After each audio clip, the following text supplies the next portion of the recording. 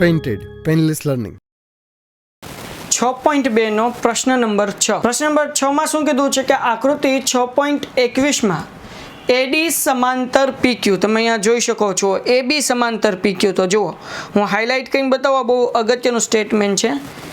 AB ક્યાં આવ્યું મિત્રો? જુઓ અહીંયા AB છે, બરાબર, રાઈટ. સમાંતર PQ તો આ PQ.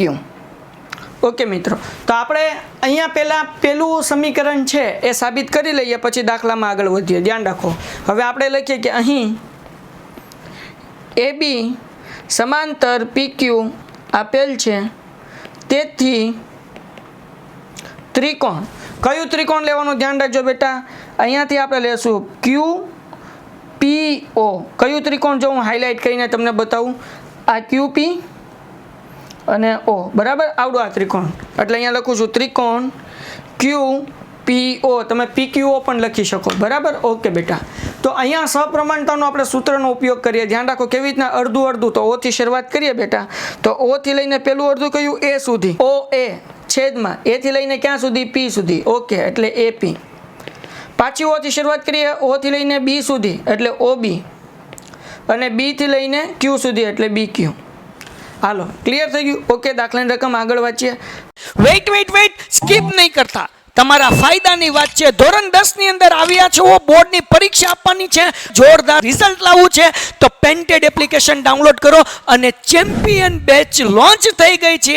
ચેમ્પિયન વિદ્યાર્થી સાથે ભળી જાઓ. આ લાઈવ લેક્ચરની અંદર ગણિત, વિજ્ઞાન, સમાજ, ઇંગ્લિશ, ગુજરાતી બધુંય ભણાવીએ છીએ. અનમ્યુટ કરીને ઘરેથી બોલીને ડાઉટ પૂછી શકો અમારા લાઈવ લેક્ચરમાં. અને તમારે ટ્રાય કરવી છે, ખાલી 300 રૂપિયા આપીને મહિનો દિવસ ટ્રાય કરો ને પછી મજા આવે તો આગળ જોડાવો. તમે એમ કહો સાહેબ તમારું રિઝલ્ટ આ છે, મારી પાછળ રિઝલ્ટના ફોટા જોઈ લો અમારા ટોપર્સ, અને તમે ચેમ્પિયન બનવા માંગતા હો, ચેમ્પિયન બેચ સાથે જોડાઓ. Good bye.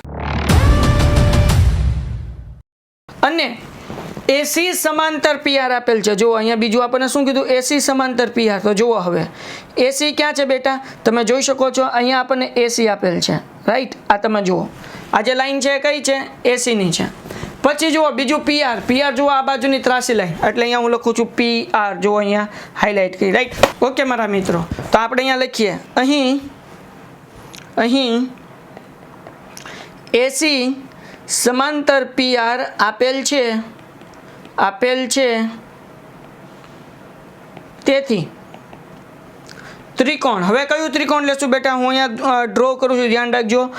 O થી શરૂઆત કરીએ, OPR. કયું ત્રિકોણ લેશું બેટા? OPR, બરાબર. તમે અહીંયા જોઈ શકો છો ત્રિકોણ OPR. તો અહીંયા લખીએ ત્રિકોણ OPR, બરાબર. ઓકે, હવે ધ્યાન રાખજો. હવે આપણે સપ્રમાણતાનું ફરીથી સૂત્ર લખશું, અડધું, બરાબર. ધ્યાન રાખજો, પણ શરૂઆત O થી કરવાની. જુઓ બેટા, પહેલા O થી લઈને ક્યાં સુધી? હવે હું કલર ચેન્જ કરું. O થી લઈને આપણે કરશું A સુધી એટલે OA. હાલો, OA છેદમાં A થી લઈને બેટા ક્યાં સુધી? P સુધી એટલે AP ઇઝ ઇક્વલ ટુ, ફરી વખત O થી શરૂઆત કરીએ. O થી લઈને ક્યાં સુધી બેટા? O થી લઈને C સુધી એટલે OC, અને C થી લઈને ક્યાં સુધી? R સુધી, બરાબર, એટલે CR. ઓકે બેટા, આ આપણને મળ્યું સમીકરણ નંબર 2.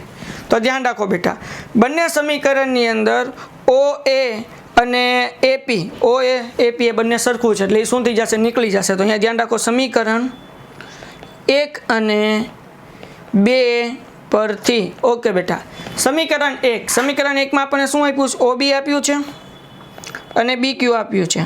સમીકરણમાં OC અને CR આપેલ છે. ઓકે બેટા, હવે બેટા મેં તમને શીખવાડ્યું હતું કે જ્યારે આપણને સપ્રમાણતાનું સૂત્ર મળી જાય, જો અહીંયા ધ્યાન રાખો બેટા, આપણને શું મળ્યું? OB.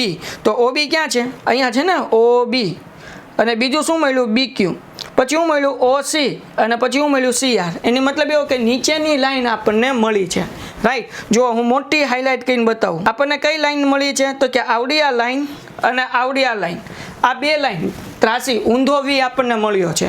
તો અહીંયા આપણને અડધું મળ્યું. તો એનો મતલબ શું થાય બેટા? તો કે જે આ BC છે અને આ જે આ QR છે એ બે સમાંતર છે. આપણે અહીંયા લખીએ, તેથી BC સમાંતર QR, કૌંસમાં લખશું થેલ્સના પ્રમેય અનુસાર. ઓકે બેટા, બ્રેકેટમાં લખવાનું કોના પ્રમેય અનુસાર? થેલ્સના પ્રમેય અનુસાર. તો દાખલો થઈ ગયો પૂરો. બહુ ઇઝી દાખલો છે, કાંઈ અઘરું નથી ભાઈ, ચિંતા કરવાની જરાય જરૂર નથી. તો જુઓ, તમને આ દાખલામાં કોઈ પણ સ્ટેપ ન સમજાણું હોય, વિડીયો થોડોક પાછળ લઈને સ્ટેપ ફરીથી જુઓ. છતાં ન સમજાય બિંદાસ કોમેન્ટ કરો અને લાઈવ લેક્ચર ખાસ અટેન્ડ કરો. મળીએ એક નવા વિડીયોમાં નવા સમ સાથે. ત્યાં સુધી ધન્યવાદ. આપણે કરીએ છીએ સ્વાધ્યાય 6.2 દાખલા નંબર 7.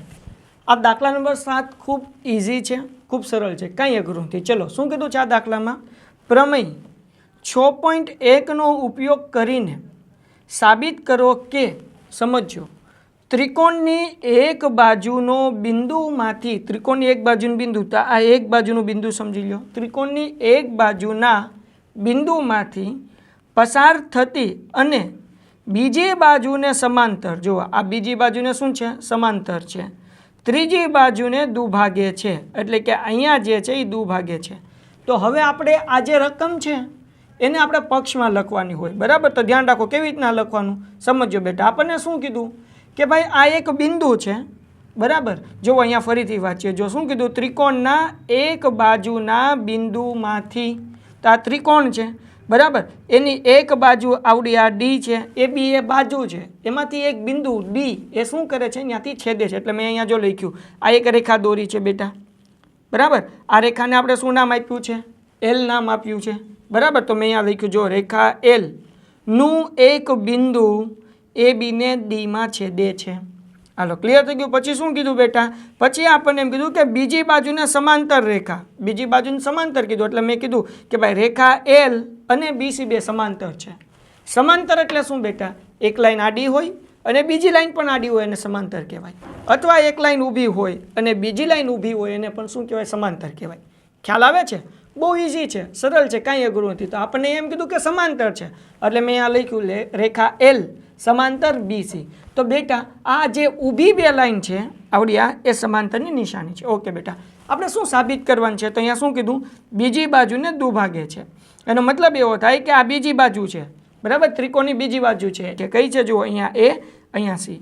તો આપણે એવું સાબિત કરવાનું છે કે દુભાગે, દુભાગે એટલે તો કે વચ્ચેથી બે ભાગ કરે. એનો મતલબ એવો થાય, અહીંયા આપણે એવું સાબિત કરવાનું છે કે બિંદુ ઈ એસી નું મધ્ય બિંદુ છે, દુભાગે છે. દુભાગે ક્યારે? જ્યારે મધ્ય બિંદુ હોય ત્યારે. એટલા માટે આપણે શું સાબિત કરવાનું છે? જો અહીંયા લખું છું કે ભાઈ બિંદુ ઈ એસી નું મધ્ય બિંદુ છે. ઓકે બેટા, તો હવે સવાલ એ થાય કે સર આ સાબિત કેવી રીતના કરવાનું? તો ધ્યાન રાખો બેટા, બહુ સરળ છે, બહુ ઇઝી છે, કાંઈ અઘરું નથી. ધ્યાન રાખો, જો અહીંયા આપણે લખશું ત્રિકોણ ABCમાં DE AB ને, જો ધ્યાન રાખજો, DE AB ને ડીમાં અને AC ને ઈમાં છેદે છે. જુઓ ધ્યાન રાખો બેટા, આ DE લાઈન છે, આ લાઈન કઈ છે? DE, બરાબર? તો DE છે એ ક્યાં છેદે છે? તો કે જો આ ABની લાઈન છે એમાં ડીમાં છેદે છે, બરાબર? અને ACની લાઈન છે તો એને કેમાં છેદે? ઈમાં છેદે. હાલો, ક્લિયર થઈ ગયું? તો હવે આપણે અહીંયા પ્રમેય શીખ્યા, અહીંયા સૂત્ર બને. કેવું સૂત્ર બને? અડધું અડધું. આપણે 6.2માં શરૂઆતમાં દાખલા પણ ગણ્યા છે, યાદ છે ને? અડધું અડધું અડધું અડધું. તો અહીંયા આપણે એ સૂત્ર મૂકીએ. તેથી કરીને આપણે સૂત્ર મૂકશું. તેથી ધ્યાન રાખો બેટા, જુઓ પહેલાં અડધું શું છે? આ બાજુનું અડધું AD. ઓકે બેટા, પછી એ નીચેનો ભાગ જુઓ અહીંયા DB. ઓકે, તો હું DB લખું છું, બહુ સરળ છે, કાંઈ અઘરું નથી. ઇઝ ઇક્વલ ટુ, ધ્યાન રાખજો. હવે આ બાજુનો અડધા ભાગનું નામ શું છે? AE. ઓકે બેટા, અને આ જે છે અડધો ભાગ બીજો EC. ઓકે, આને કહેશું આપણે પરિણામ 1. ખ્યાલ આવી ગયો? આ છે પરિણામ 1. હવે બેટા ધ્યાન રાખજો, અહીં હું લખું છું DA બીનું મધ્ય બિંદુ છે. આપણે દાખલામાં કીધું કે નહીં? ડી શું છે ભાઈ? મધ્ય બિંદુ છે. હવે આ સમજવા જેવું, જો ભાઈ ડી મધ્ય બિંદુ હોય તેનો મતલબ શું થાય? AD એટલે કે આ ઉપરનું માપ અને DB આ નીચેનું માપ, આ બંને માપ સરખા હોય. AD અને DB બંને કેવા હોય? સરખા હોય. તો અહીંયા લખીએ તેથી AD બરાબર DB. હાલો, શું લેવા? કારણ કે ડી શું છે? મધ્ય બિંદુ છે. હાલો, ક્લિયર થઈ ગયું? હવે ધ્યાન રાખજો ભાઈ, આ બહુ અગત્યનું સ્ટેપ છે. આ DB ગુણાકારમાં છે, ગુણાકારમાં જ કહેવાય ને, આ બાજુ આવે તો ભાંગાકાર થઈ જાય. તો ધ્યાન રાખો, તેથી ADના છેદમાં DB બરાબર, બરાબર કહીને શું લખવાનું ભાઈ? તો મેં તમને હંમેશા કીધું છે, જો બેટા અહીંયા ડીબી ગુણ્યા 1 કરો, સમજો ડીબી ગુણ્યા 1 કરો તોય ડીબી જ થાય, ડીબી ગુણ્યા 1 કરો તો ડીબી થાય. કેવી રીતના? જો 5 ગુણ્યા 1 કરો તો શું થાય? 5 થાય.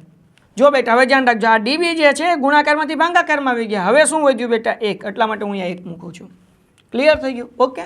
અને જો અહીંયા કદાચ 1 ન મૂકો, બરાબર, તો તમારે એવી રીતે યાદ રાખવાનું કે આ ડીબી ગુણાકારમાંથી ભાગાકારમાં આવી ગયા, બરાબર ને આ બાજુ કાંઈ નથી એટલે કેટલા મૂકવાના? 1 મૂકવાના. હાલો, ક્લિયર થઈ ગયું બેટા? આ આપણને મળ્યું સમીકરણ 2. હાલો હવે ધ્યાન રાખજો, હવે જોજો, હવે હું લખું છું પરિણામ, આ બહુ અગત્યનું છે, પરિણામ 1 માં એડી ના છેદમાં ડીબી બરાબર 1 મૂકતા. બહુ ઇઝી છે, કાંઈ અઘરું નથી. સાબિત કરવાના દાખલા બહુ ઇઝી હોય એટલે અઘરા નથી હોતા. તો જો બેટા આપણને પરિણામ 1 મળ્યું ને, એ હું ફરીથી અહીંયા મૂકું છું. ધ્યાન રાખજો બેટા, એડી ના છેદમાં ડીબી. ઓકે બેટા. પછી બીજું આ બાજુ જો શું છે? એ ઈ ના છેદમાં ઈસી. ઓકે, એ ઈ ના છેદમાં ઈસી. હવે જુઓ અહીંયા એ ડી ના છેદમાં ડીબીનો જવાબ આપણને કેટલો મળ્યો? 1. એટલા માટે હું અહીંયા 1 મૂકું છું. એ ઈ ના છેદમાં ઈસી એમનેમ. હવે ધ્યાન રાખજો બાપુ, આ ઈસી ભાગાકારમાં જ બરાબર નહીં, આ બાજુ હવે ગુણાકાર થાય કે ન થાય? તો અહીંયા ધ્યાન રાખો, તેથી ઈસી બરાબર એ ઈ. જો ભાઈ હવે ઈસી બરાબર એ ઈ છે એનો મતલબ એવો થાય, તેથી જો અહીંયા બંનેમાં ઈ છે એનો મતલબ એવો થાય કે એસીનું મધ્યબિંદુ સાબિત થઈ ગયું. તેથી એસીનું મધ્યબિંદુ શું મળ્યું આપણને? ઈ મળ્યું. તો તેથી સાબિત થાય છે કે ઈ એ એસીનું મધ્યબિંદુ છે. લ્યો, દાખલો પૂરો થઈ ગયો બેટા, કાંઈ અઘરું નથી. ક્લિયર? ખ્યાલ આવ્યો? બહુ સરળ છે, બહુ ઇઝી છે, કાંઈ અઘરું નથી, ખાલી સમજવાની જરૂર છે. ઓકે બેટા? તો એટલે એવો દાખલો 2 માર્ક્સમાં પૂછાઈ શકે. અને મારા દૃષ્ટિકોણથી જો તમને આવો દાખલો સાબિત કરવાનો પૂછાય તો આટલો નાનો દાખલો હોય તો તમારા લાભની વસ્તુ કહેવાય. કારણ કે મને એવું લાગે કે આ દાખલો એટલો અઘરો નથી ને આપણા પૂરા માર્ક્સ મળી શકે એમ છે. ઓકે મિત્રો, તો મળીએ એક નવા વિડીયોમાં નવા સમ સાથે. ત્યાં સુધી ધન્યવાદ. Painted Painless Learning.